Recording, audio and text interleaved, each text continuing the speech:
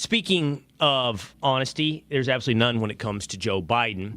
The lie we're being sold is this 81-year-old is ready to do another 4 years as leader of the free world.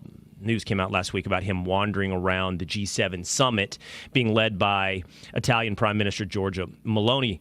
That happened again this weekend as he raised $28 million in a Democratic fundraiser with former President Barack Obama and a host of celebrities. But when it was all said and done, he had to be led off stage by Barack Obama. It was noticed, and you can see in some of these videos, that he stood. Some say he yet again froze.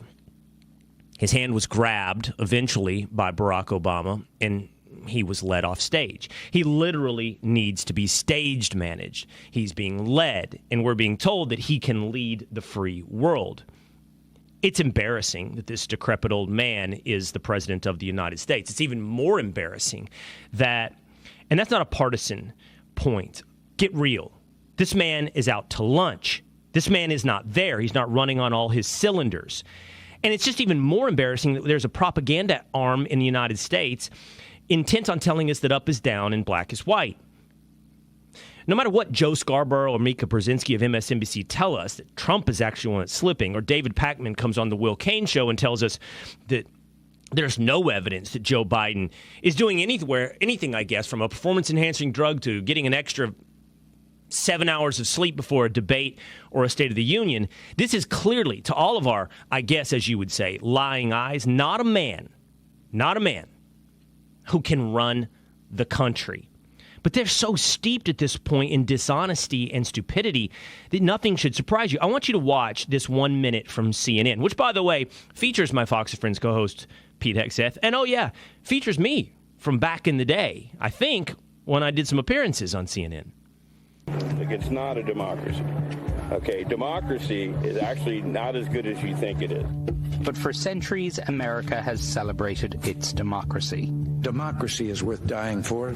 Democracy remains the definition of political legitimacy. But some Republicans and pro-Trump media are pushing the idea that America is not a democracy. The United States of America is not a democracy. We are a constitutional republic. The United States of America is not a democracy. You don't want to be in a democracy. We are not a democracy. We are a republic.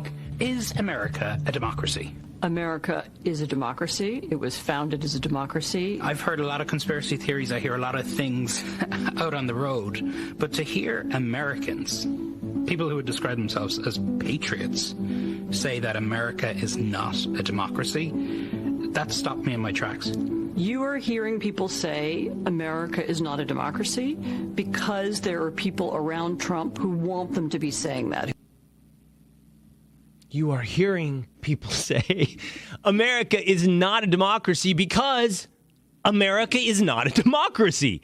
That's why people are saying it's not a democracy, because America is not a democracy.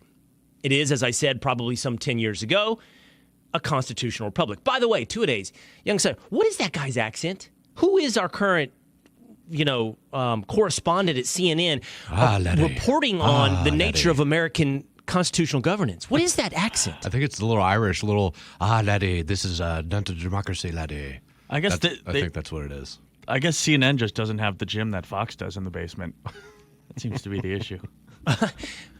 He says udder, like a cow udder. Yeah. Udder. And I'm like, this is who you've assigned to understanding the nature of American governance and checks and balances and the founder's vision? Have you ever heard of James Madison? Thomas Jefferson? You ever heard of George Washington? You ever heard of the checks and balances? You ever heard of a constitutional republic? We are not a democracy, and this whole piece is designed to make us feel like, should you say it's not a democracy, you're an extremist. The purpose of a constitutional democracy, by the way, is to protect the rights of minorities. That's the whole point. Majority rule is the nature of democracy. You have no rights under democracy. Your only rights are those that are granted to you by the majority. A constitution protects those rights from the majority will of a democratic vote. That's the whole point. And now, I don't know, I guess the virtuous thing to do is to say you have no rights. Majority wins, majority rules. We're not a constitution.